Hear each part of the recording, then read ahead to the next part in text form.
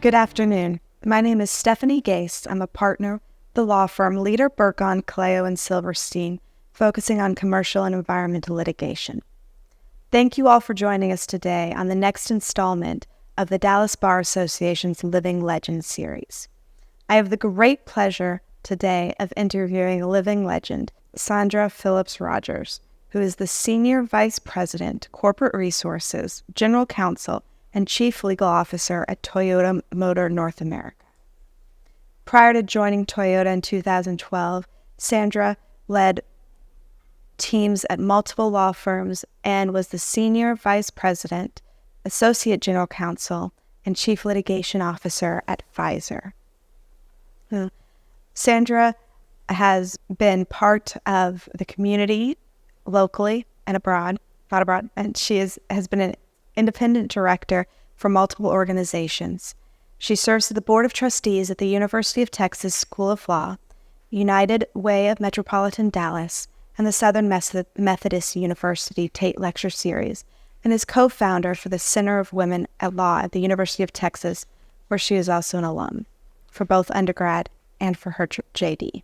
Sandra, for the last 30-plus years, has had numerous awards and accolades that would take a significant amount of time to go through, but I just want to focus on a couple of them. In 2017, she was named Black Enterprises as one of the 75 most powerful women in business. In 2018, she was named one of the 300 most powerful executives in corporate America, and in 2019 was named the most powerful woman in corporate America. And most recently, in 2023, she was honored with Black Enterprises Lifetime Diversity Crusader Award.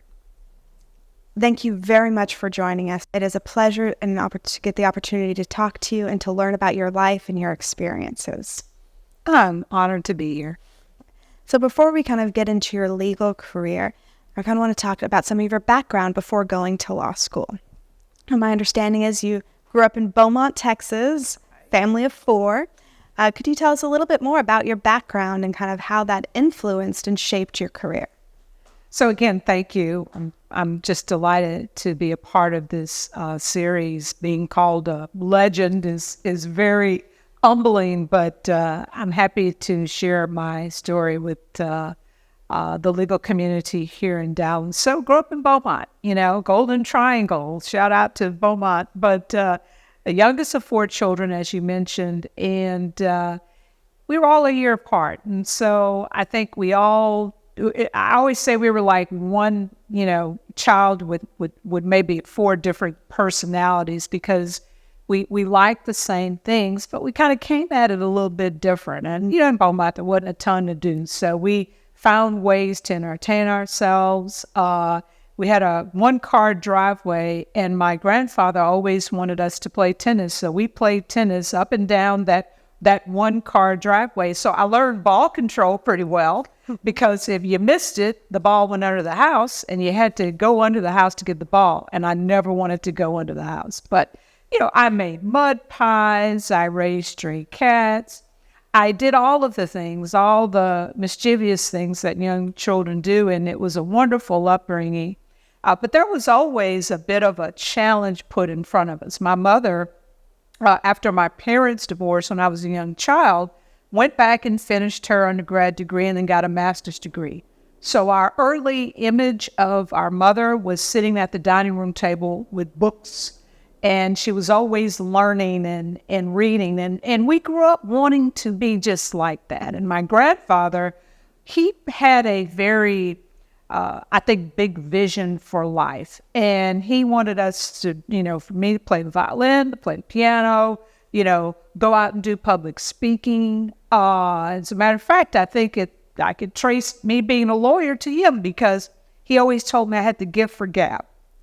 And when we were kids, he'd bring me out, and he was in the dry cleaning business. And so I'd ride with him, and then, he'd say, my grandbaby Sandy, she can say the Pledge of Allegiance. And so I would recite the Pledge of Allegiance. And so at an early age, I think I developed confidence. I enjoy meeting and speaking to people, so that was never an issue. I, led the neighborhood in whatever activities, badminton or whatever we were doing, playing with Lincoln logs and turning that into a basketball game. That was the type of upbringing I had, one that was creative and innovative and really strong parenting to help me realize my full potential. So it sounds like you've been a leader since you were a very young age. Yep, since the mud pies. And I'm still doing mud pies, just a different kind. I like it. So outside of kind of your grandfather talking about this gift of gab that you have, is there anything that particularly drew your interest to the law and going to law school? Well, I guess I was always focused on what I enjoyed and what I thought I excelled at. So I thought I was a pretty good communicator. I thought I was a pretty good writer. My mother was an English teacher, and so I really took that to heart. So I started thinking about what kind of career could I have where I'm writing and I'm speaking.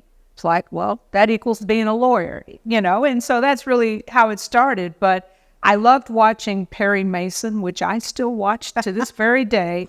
And I enjoyed the way that he would present himself in a courtroom and how he always won his cases. Now, that's not very realistic, but that's what really inspired me. How can I use my natural talents to help other people? And so that's kind of how I landed on a career in the law. Well, I know you originally studied journalism when you were an undergrad, yes. Probably because of your gift of gab. There you go. Have you found that you kind of use the tools and techniques while you were studying in journalism to kind of parlay it into what you've done as a lawyer? Absolutely. And I'll give you one really good example. So in broadcast journalism, you're lucky to have a minute to kind of get your story together. And you're kind of doing a little bit on the fly, but you're focused on what is the most important thing that I need to communicate and how can I be most impactful.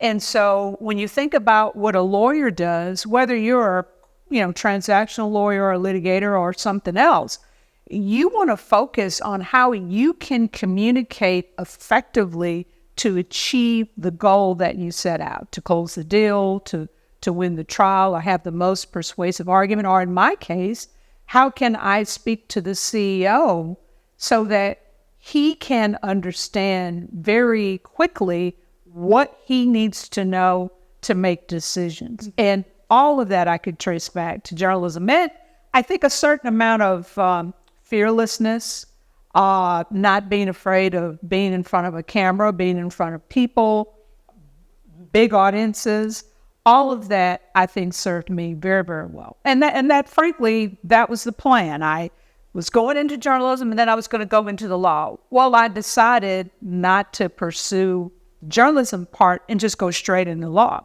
It was great preparation. So I've heard a few stories about some of your leadership activities that you did in law school, especially kind of with respect to diversity and things like that. Could you give us some stories about some of that? Again, as you mentioned, I went to University of Texas undergrad and Hook'em Horns, exactly. And that was a wonderful experience. It was a big cultural adjustment coming from Beaumont. When I got to the law school, I realized there were opportunities to start to think about how you can use a career in the law to help promote, inclusion and diversity of thought and perspective. And so there were a number of things I got involved in. One, there was a traveling national Black law journal, and I was the editor-in-chief in that. And that was a really good opportunity for me to participate in that. Some of the other things I did was work with the Black Students Association. Thurgood Marshall is what we called ourselves. And that allowed me to develop relationships and core understanding of what justice in the law really means for all people. And I think back and I can remember some of the folks who were in that organization, Judge Al Bennett, who's a Southern District judge. It was just a wonderful incubator.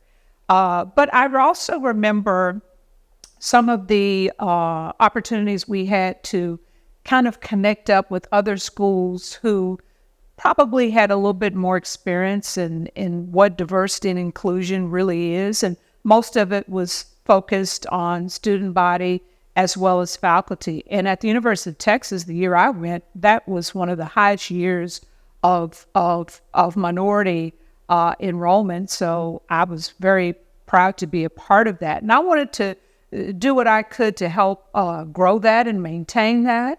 Likewise, to really help put a spotlight on diversity in our faculty. And so I engaged in those activities as well. And so it was quite the learning experience, but also combined with the real world experience. But if I had to really kind of go back and think about it, that's what put me on the journey of diversity and inclusion, of which I am still on today. So I'm very thankful for that environment that cultivated that. And, I look back, and to the extent that there were times that were struggles or maybe less than ideal, I'm thankful for that as well, because I think all of that has kind of worked together for the person that I've ultimately become and the passions that I have.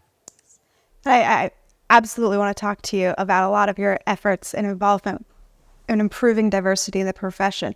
But before we get into that, I guess I got a couple other questions with respect to kind of your early career. I know certainly I and a lot of my other friends in law school kind of always had this worry, like coming out of law school, well, my first job, is this going to make or break my entire career? How is that going to impact what I'll do in the future? So you started initially going in-house at a company, and then have gone back and forth between kind of law firms and companies. How did you make this decision leaving law school to start in-house at a company, and how do you feel that that has ultimately impacted your career, if it has? So a lot of people are surprised to know I didn't have a big master plan for my career. Certainly in the earlier days, I think maybe starting 12 years ago, I developed a plan. But before then, I was just going where the opportunities took me. I was very content with my time in private law firms. I had wonderful experiences there, built some great teams and had great clients and had great opportunities, tried a few cases. That was really what my passion was. As some things can happen in your career, an opportunity comes and then you investigate it. But I'd have to go back to my very first job when I was at Chevron. When I first got out of law school, that was my first job in-house. So I had a little taste of it, but I wasn't there long enough to appreciate what being a corporate counsel or a general counsel was.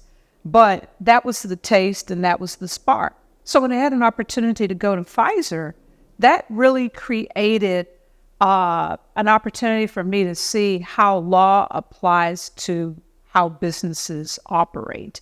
And here I was thinking that my call in life was to be, Perry Mason, in another form. Mm-hmm.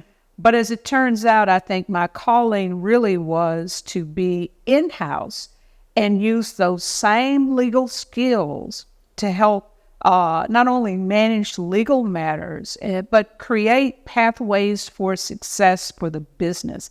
And I got really excited about that. And so that's really how that transformation came about. I realized that I was good at it.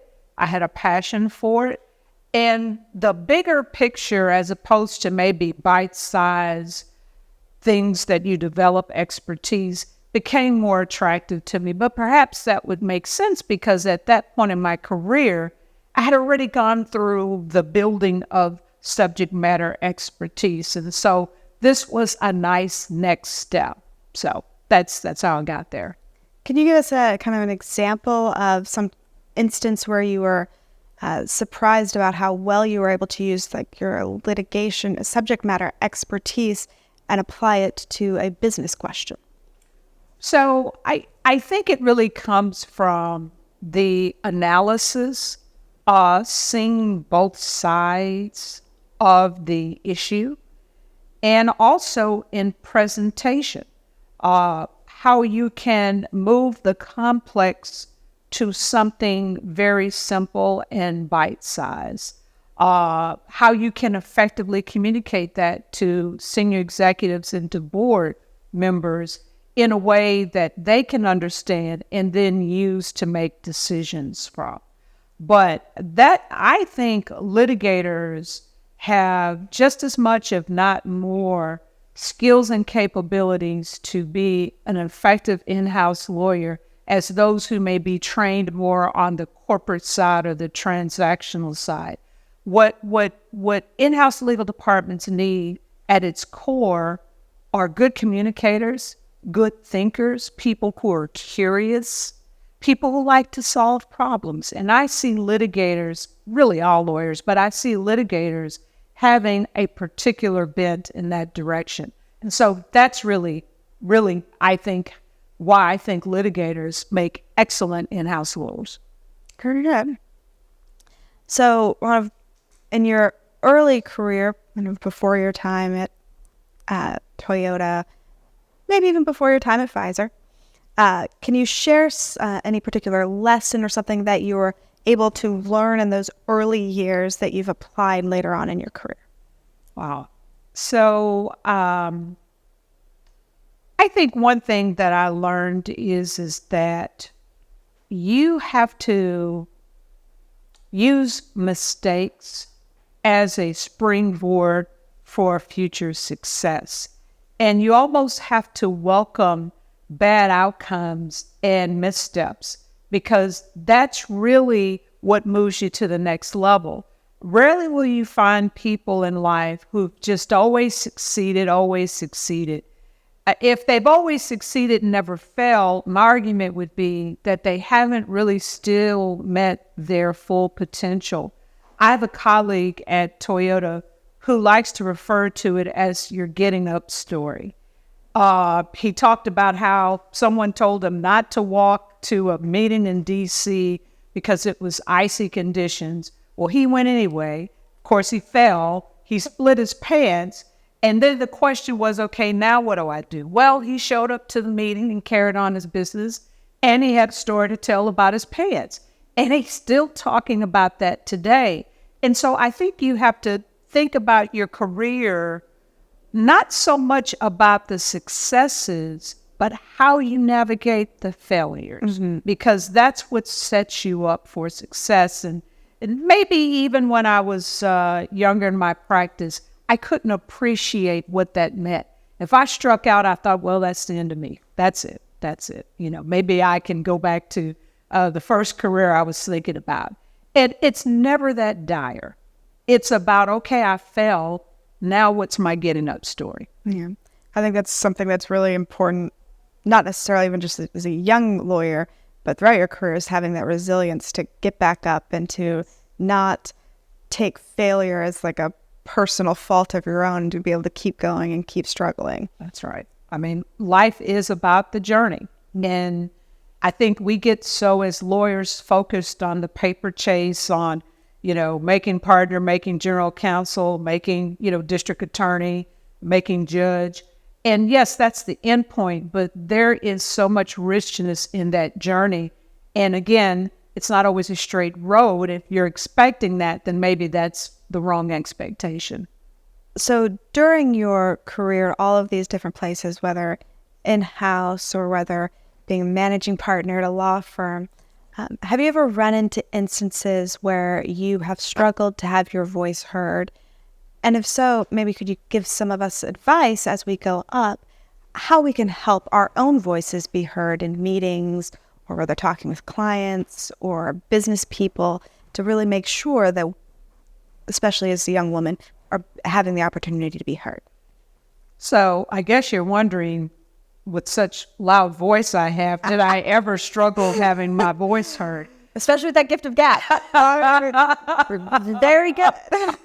Well, with a lot of people, and I'm no exception, it's around maybe internally what you're telling yourself in meetings, and whether or not you believe you have something to contribute.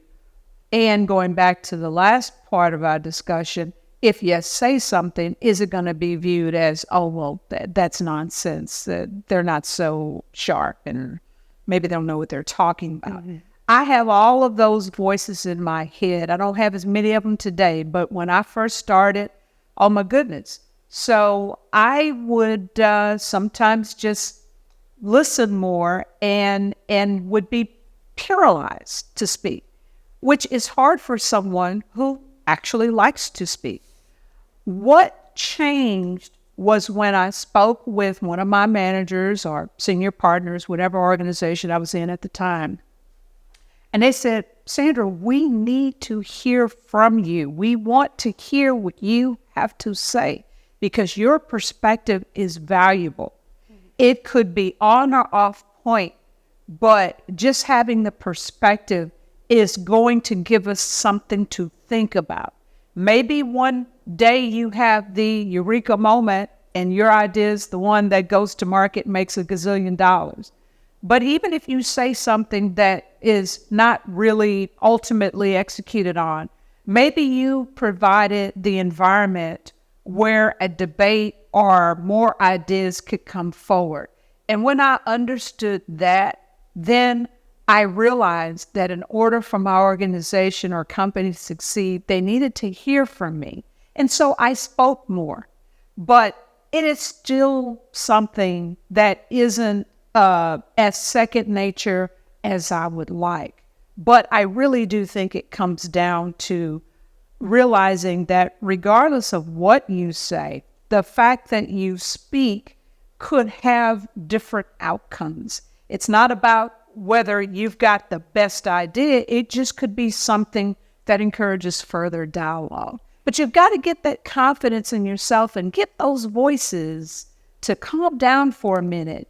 We're all in the same boat. There's one thing I've noticed is, there's always somebody who may think they're the smartest person in the room.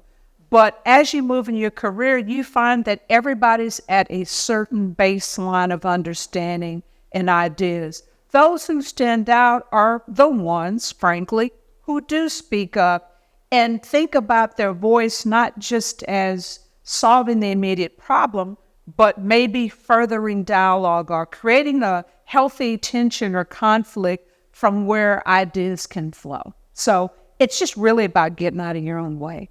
Yeah, I like that, especially with the concept of your idea or your speech doesn't have to be the one thing that gets decided, that it can trigger everybody else to be thinking to come up with an ultimate better solution. Yes. I like that.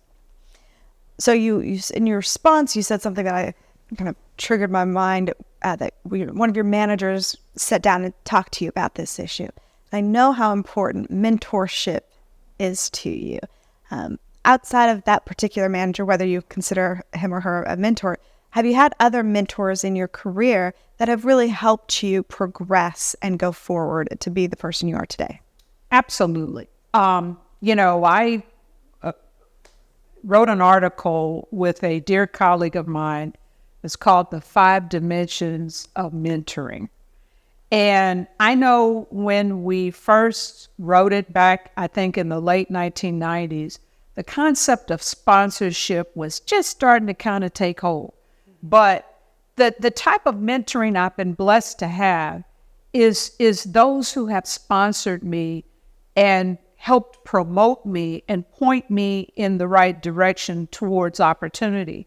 But when I think about some of the mentors historically I've had, they've been mentors who are usually outside of my organization who give me navigational mentoring around how to build a career, how to think about a job offer, or how to advocate for a new role. I remember very well a mentor telling me after I was leaving in-house to go back to a law firm, I was thinking, I really would mind going back in-house one day. And she said, maybe you should just be honest about that and talk about how you can help the firm, but then that you ultimately want to go back to an in-house practice if one is available. And in that sense, this would be like at the general counsel level. And that was the best advice, because I really think I may have gone in a different direction, but she just said, just go ahead and put it out there. Sure enough, the law firms that I spoke to were like, no problem. We kind of expected that anyway. Mm-hmm. So I've called people when I made job changes. I've called people when I needed to kind of understand and get some validation. One of the 5 is en masse. It's like going to conferences where there's women or people of color or litigators, whoever is in your cohort, because they can help kind of validate you and help bring confirmation in a way that gives you energy to keep going. I remember going to several conferences where I was thinking about, maybe this law thing is not for me. They said something that really encouraged me and kept me going. And that's what I think a mentor can do, is help you equip yourself to keep going. And if they're a sponsor, maybe they could take you to the next level. But it is fundamentally important. I still have mentors. I still have people that I call on for advice and guidance. But I'm paying it forward because I'm mentoring quite a few people at the moment. And I have been my entire career. And right now, my career really is about what I can do to prepare the next generation of lawyers to succeed. What do you enjoy most about when you act as a mentor to someone else? Well, funny you should ask. I had 2 mentoring meetings just today. And what I did is I kind of mapped out what I thought were the things you need to consider in building a career. And it helped me reflect on how I built mine.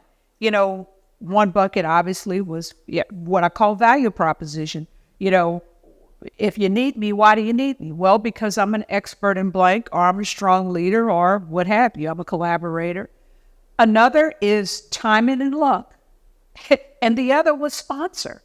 And when I wrote that down, it made me think about how I always had to be prepared.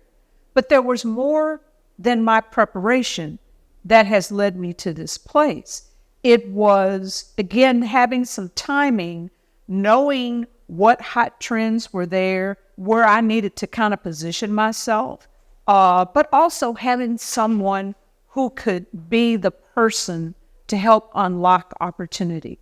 And when I look at the profession and I see some segments of it where lawyers are just kind of floundering, it's probably not because of their value proposition and their subject matter expertise.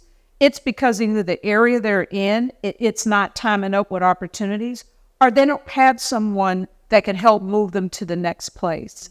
But I would tell anybody, whether you have a mentor or not, first of all, if you don't, you ought to get one.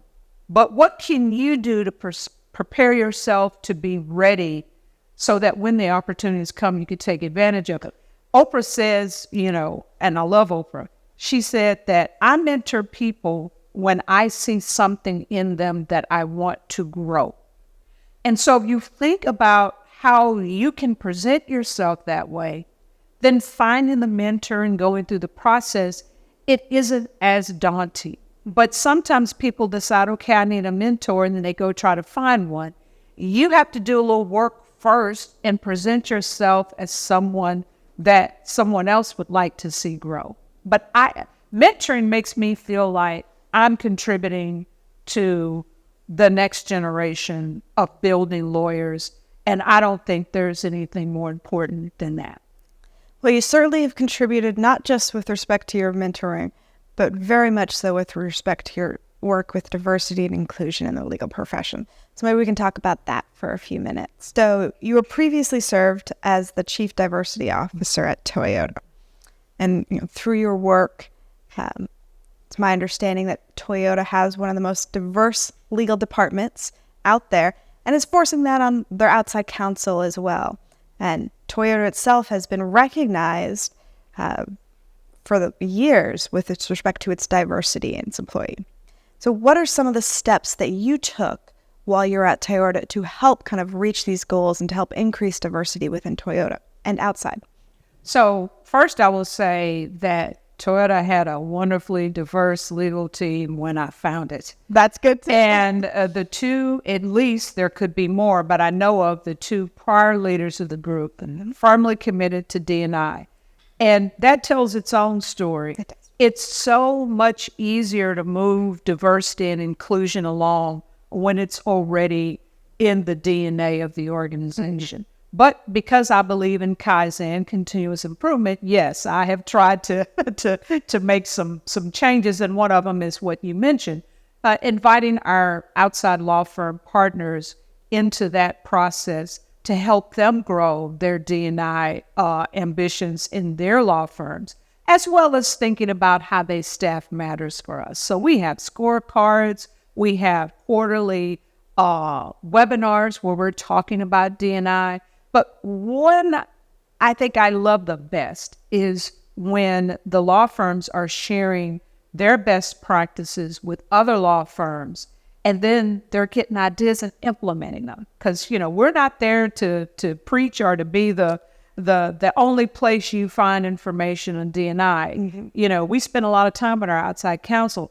They've got a lot of know-how and they've got a lot of knowledge, and that actually is a great incubator for ideas. We've got several programs I'm really proud of.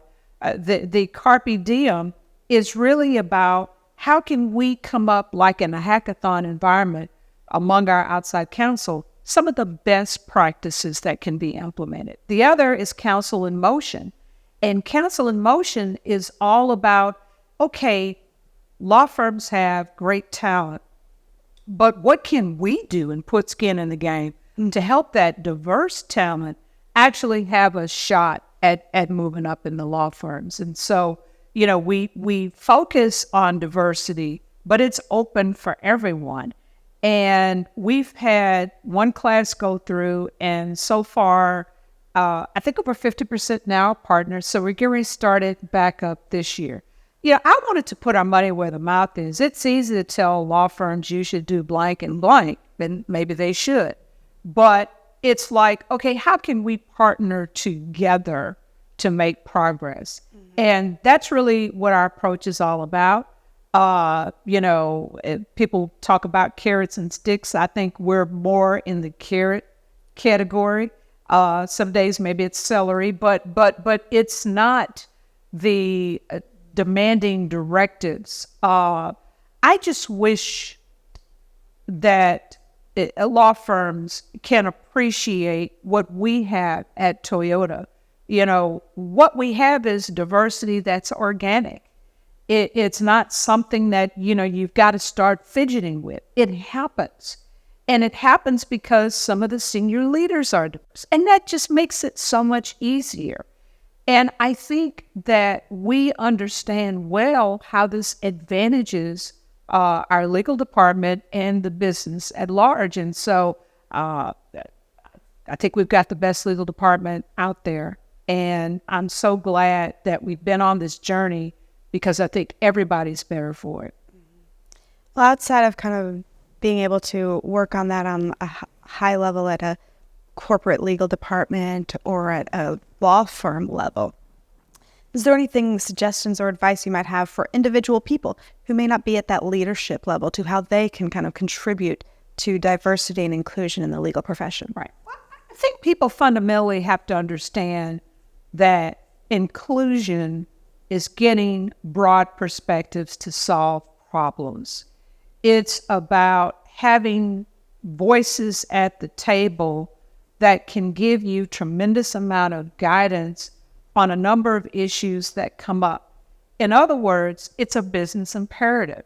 If you believe that, then I think it makes understanding how you can actually start to make progress in that space more real, as opposed to it being cast as something that feels like you're trying to do something because you feel like you got to do it. Or no, this is about, if I want to be the best law firm and I want to be the best company, how do I need to go about doing it? Well, I need to make sure I've got great decision makers around the table from different perspectives. If you just got the same people with great ideas, I'm not so sure that in this current environment of high technology and and artificial intelligence and all of that. How are we going to be better than that? We're better than that by human capital that is showing the best and the brightest among all of us. So I just think you have to get that mindset. And then I think you ought to reach out and just try to mentor and provide some guidance and encouragement to whoever's in your law firm at that particular moment. If that's all you do, that would make a huge difference. That's really good. So let's kind of move specifically to Toyota. Talk a little bit about Why don't you tell me how you kind of got into the job at Toyota originally in 2012? Oh, my goodness. Well, that's an interesting story. So when I left Pfizer in 2008, I went back to Texas and I wanted to start a practice where I could use the skills that I had. Notice the trend since our conversation. I'm big on what it is I know and how to market it. And it really was helping companies navigate their bet the company legal and business challenges. And so I thought that there might be an opportunity to establish a practice like that in addition to pharmaceutical, which is what my bread and butter was. Well, 2008, if you recall, was all manner of chaos, financially, yes, it was. real estate and everything. So it took a minute to catch on. But lo and behold, Toyota in 2010 had one of those kind of first impression, bet the company type of legal and business challenge. And I was fortunate enough to have met the general counsel back when I was in New York at Pfizer. He remembered my background. He knew that I was at a law firm in Houston that he had previously worked at, but in a different city. And he called up one of the senior partners, and it was like, remember Sandra? I think she'd be perfect. So I came on as a secondee in February of 2010. And I worked side by side with the legal team. And really my role was to be the go-between the in-house legal team and the outside counsel. So I helped set up a virtual law firm. That is something that I had either stood up, participated in when I was private practice in the pharmaceutical side. And so that's what I did. I found a way to bring my skills of convening people, of putting together structures and processes and strategies, and I put that to work at Toyota. And so I was there as a secondee for 2 years and boots on the ground in Torrance, California, and I was beginning to become a part. I was a part of the team. And so I became easy pickings, but also it created an opportunity where I was desirous of getting back to that in-house practice that I'd always said if the opportunity came up. So it was really, again, remember my 3 buckets of timing and luck and sponsorship and value. It's really around timing on that one. I was the right person at the right time. I've been the right person at the wrong time a couple of times in my career too. This was the alignment of a lifetime and of a career, because then that created the opportunity. And they got a chance to kick the tires. So they knew what they were getting. It wasn't like just going through an interview process. They'd seen me. They saw kind of, what I like to believe to be my honest broker approach to solving problems, especially when there's, a lot at stake. And so that's how I got to Toyota. I moved from a pharmaceutical person to a car girl. And let me tell you, it's been exciting. Well, what have you been most proud about for your work at Toyota so far? When I first joined Toyota, I had the opportunity to help combine our legal organizations, sales and manufacturing, which were separate. That ended up being a little bit of a test pilot for what followed a couple of years later, which was bringing the entire organization of sales and manufacturing together here at Plano, which is what brings me to back to the great state of Texas and to the North Texas area. I'm very proud to have been an early pioneer. I was very proud of helping move the company to Texas. My home state, we had a very high acceptance rate of, I think, almost 80%, about 70 company-wide, almost 80 in the legal department. I took a lot of pride. I think that, without talking about legal matters, of which I'm proud, I think the other thing that I would mention is really during that 2020 period with the pandemic and the social justice reckoning, that took real leadership to pull that off virtually. And I must say, I work with so many talented people in the legal department and in Toyota generally who can run circles around. But for a challenge such as this, I really do believe that I was placed there to handle it because I felt and believed strongly that I had the ability to navigate that. And to now in 2024, see such a vibrant company, a vibrant legal department, we kind of kept everybody together. I feel good about that. Anything where there's teamwork, where there's challenge and a great outcome on the backside, I've had so many opportunities for that at Toyota, and I just feel so blessed. That's very good. I imagine I might have an inkling on what the answer to this next one is. What most excites you about going to work at Toyota every day? Oh, wow. Oh, that's easy. It's the people, closely followed by the product. You have to, I think, to get into any company, you've got to get into the product if it's a product-oriented company. And for me, I love cars. I love what everything about our culture stands for: continuous improvement and respect for people.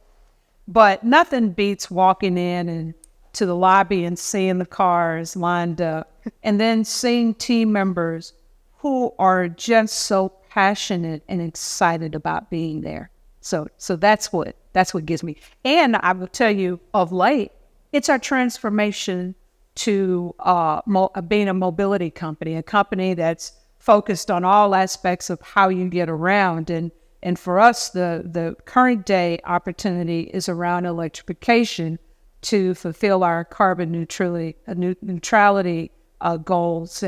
And that's a seismic shift for the auto industry. And so I'm happy to be in at this time and hopefully can tell grandchildren that I hope I have one day, that I was there at the beginning of the, electrified revolution. So I'm very proud of that. Well, speaking of grandchildren, how have you managed to balance the demands of your personal life with such a incredibly demanding professional life? And also, how do you help others at Toyota do the same? Well, let me tell you, we would need another hour's session, but I'm going to start with the last part because I think that's most important. At Toyota, there's a Japanese word that's called mendomi, and it means really caring for people as family. And I didn't appreciate completely what that meant until the pandemic, when our manufacturing operations across the U.S. were shuttered for almost 6-7 weeks. And each group leader called their team every day to check in to see how they were doing. That's the mendomi care that I think if you ask other team members what makes them come to work every day, I think it's that, knowing that the company cares at that level. And so I try to demonstrate mendomi in my approach to my job. And I'd like to think I've always been a nice person who cares about people, but I don't think that I understood the depth of that until 2020. And so now I find that I'll start meetings asking people how they feel, trying to make sure that there is enough flexibility in the schedule so our team can go and see the soccer game and take care of aging parents or grandchildren, whatever the case may be, so that they could still have a life. Now, as for me, I don't know that I've gotten it right. I'm doing better year by year, but I went through the better part of my career with me as the only real concern. In the last 7 years, I'm married, and I have a stepson. I have aging parents. And so now my focus is really a little different. I've got more things I've got to consider. What I've tried to do is not beat myself up too bad, take care of myself, meditate, exercise, travel to get perspective, but to have good understanding with my managers around what my needs are and when I'm going to come up short, and just so there's no unmet expectations. And that has stood me in pretty good stead. But I am not the poster child for that. But I can tell you what, in 2024, I feel so much better about my ability to help facilitate that for my team than really I have in my entire career. Well, and I think that's equally as important as your ultimate effect and legacy onto the legal profession is that even if you may not be the best internally about balancing those demands, that you have done such a good job about helping others make sure that they have that capability and that they're actually doing that. Yes. Because I know it's definitely appreciated. Everyone who I've ever talked to you about talks about what a great manager and what a great leader you are. Thank you. Thank you. Thank you. Can you see, looking back at your career, kind of how your leadership style has grown or changed?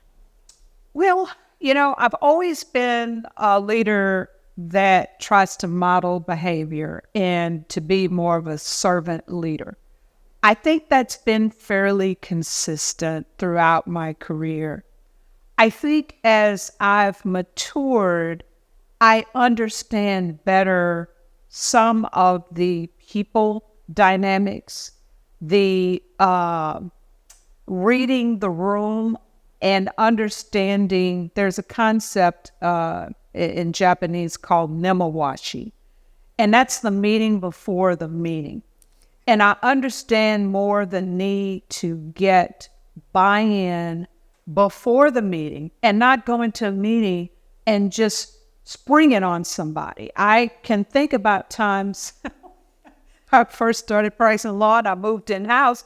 I almost kind of wanted that build up in the meeting. Like, I didn't want to send it to you in advance because I kind of wanted to have a little shock value, or, maybe I secretly thought I'd have an advantage because you wouldn't see me coming. I don't know what it is, but I think now I appreciate that if you really want to get to the right decision, whether it's what you're endorsing or not, you need to give people a chance to review and comment, speak their piece, and then you have the meeting and then you see what you got.